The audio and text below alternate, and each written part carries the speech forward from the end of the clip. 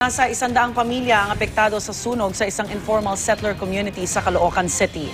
May live report si Jay Sabale. Jay? Rhea, tinatayangang nasa 50 bahay ang natupok ng apoy dito sa sunog na naganap sa may C4 Caloocan kanina madaling araw.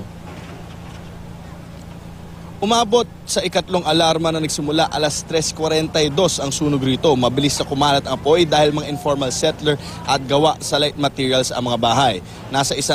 Tinatayang nasa 100 pamilya ang apektado ng sunog. Nakatulong ang firewall kaya napigilan pa ang pagkalat ng apoy at pagkadamay ng iba pang residente. Alas 5:20 nang ideklarang fire out ang sunog na inaalam pa ang eksaktong pinagmulan. Wala namang napaulat na nasaktan o nasugatan. Tinatayang nasa 300,000 piso ang halaga ng natupok ng apoy.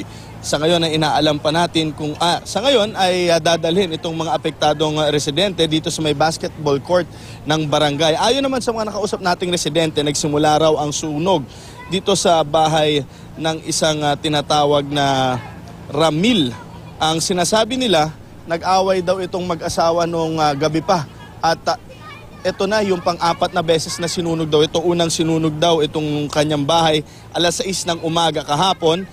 Ang kasunod naman ay alas 5 ng hapon at ang pangatlo ay alas 7 ng gabi.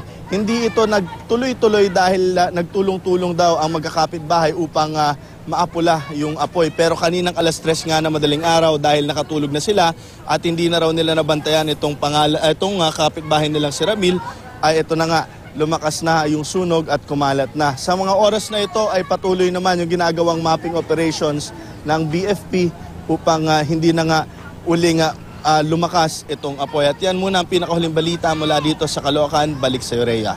Maraming salamat, Jay Sabale.